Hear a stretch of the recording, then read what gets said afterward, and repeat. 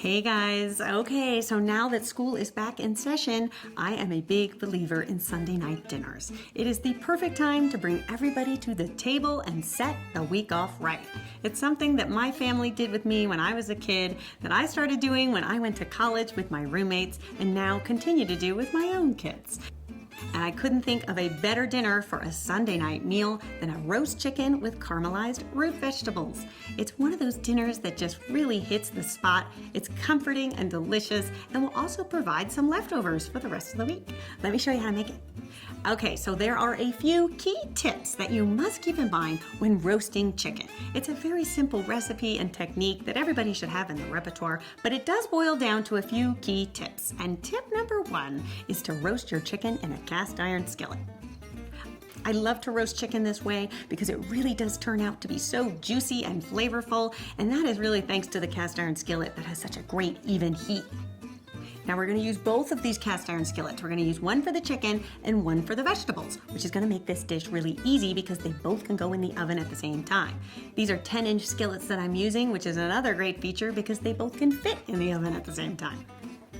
Now, if you would like to win these skillets and you are just joining us, they are actually part of my Back to School Bonanza giveaway. You can click the annotation or the link in the description to see everything that's part of that giveaway and get caught up.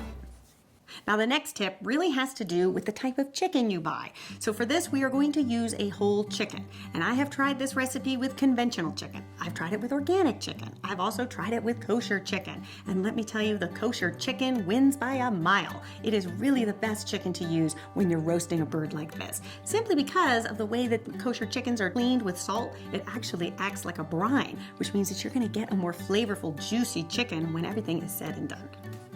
So you're gonna let your chicken rest at room temperature for about 15 to 20 minutes. And then meanwhile, you're going to take 3 tablespoons of melted butter. To that, you're gonna add 1 garlic clove that's been minced, ½ a teaspoon of salt, 1 teaspoon of fresh rosemary, and some freshly cracked pepper. And then what you wanna do is go in and just loosen the chicken skin between the breast with your finger just to get it going. And then you can take a spoon and continue. You basically just want to loosen that skin so that there's a pocket. And then in that pocket, you are going to spoon in 2 spoonfuls of this delicious garlic butter. I know, but this is what is going to make this chicken so delicious is the butter. And this is really something that I learned from my husband. I think it's a French technique. You know, the French, they love their butter, and I couldn't agree more. It is really the secret to success. So you're just gonna do that on both sides. And then you wanna work the butter in with your hands, massaging it around, just making sure it's nice and distributed. And then you do wanna make sure that you do leave like probably ½ a tablespoon of the remaining butter because we're gonna use that to brush the top of the chicken. Now at this stage, you do want to trim off any remaining fat that might have collected down by the cavity. This can just be done with some kitchen shears. You want to do that because otherwise you're going to end up with a really greasy pan sauce, and that's something we want to avoid. So go ahead and just snip that off.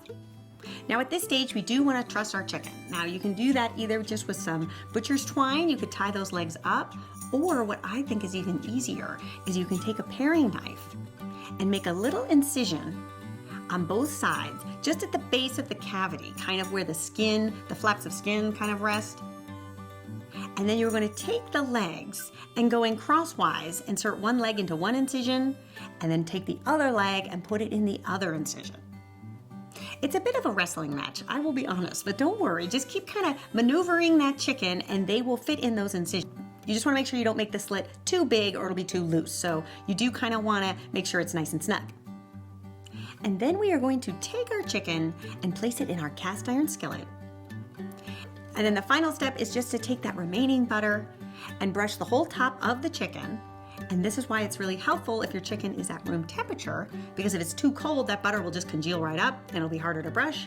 And then you just want to finish the top with a little bit of salt and some freshly cracked pepper. You can just set that aside, and now we can get to work on our vegetables. So in the other skillet, we're going to add some diced Vidalia onions. Now the Vidalia onions are the sweet onions. So if you're at the store and you don't see anything that says Vidalia, just go for the onions that say sweet. It's basically the same thing.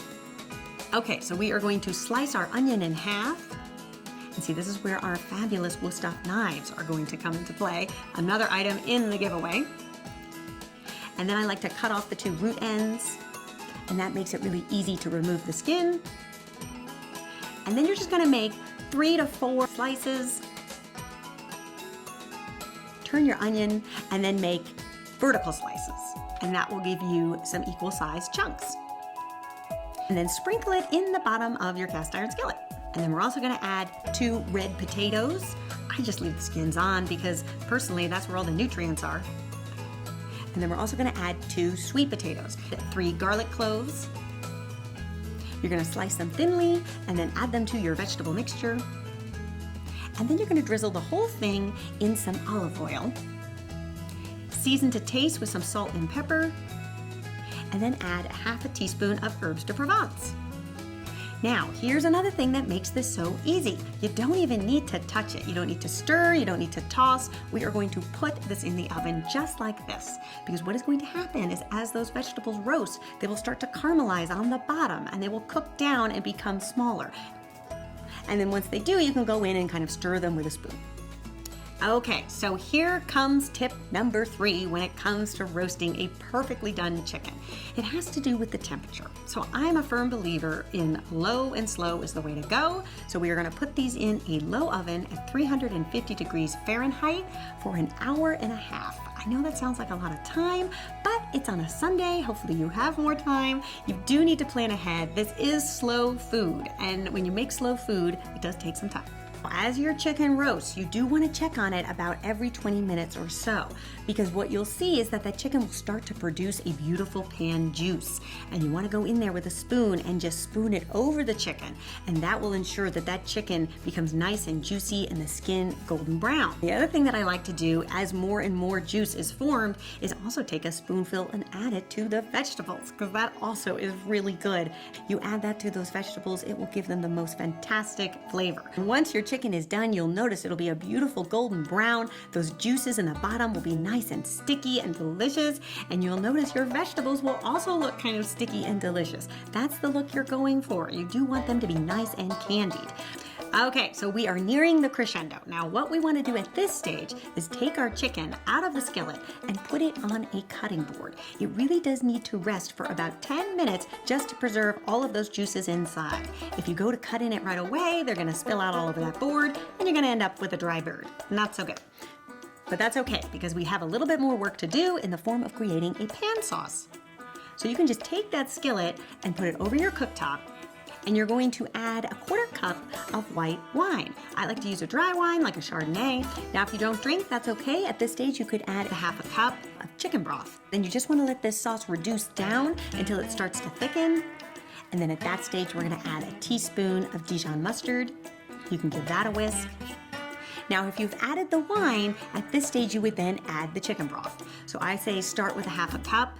See what that looks like. If you feel that that's the right consistency, you can stop there. If you would like your pan sauce to be a little thinner, you could just add more chicken broth. And then you just want to finish it off with some freshly cracked pepper. And there you have it. Your pan sauce is done. Okay, so now for the bird. Here is the way that I think is the easiest way to carve a chicken. Now I am sure here on YouTube there are all kinds of tutorials from lots of chefs, and you're certainly welcome to go check those out. But if you want to know the down and dirty, easy way to do it from a home cook, this is how I do it. You're first going to begin by cutting off the legs with your knife, and you'll see the joint will expose itself. Just give it a wiggle and then you can slice down with your chef's knife and transfer the leg to a platter. You're going to do that on the other side.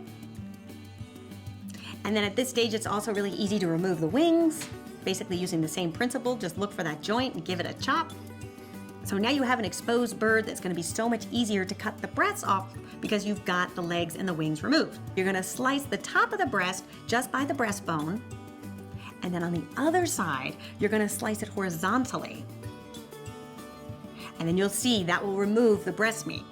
And you'll see it won't be a completely clean cut. There'll be more chicken that will be left. You can just go ahead and just remove as much as you can.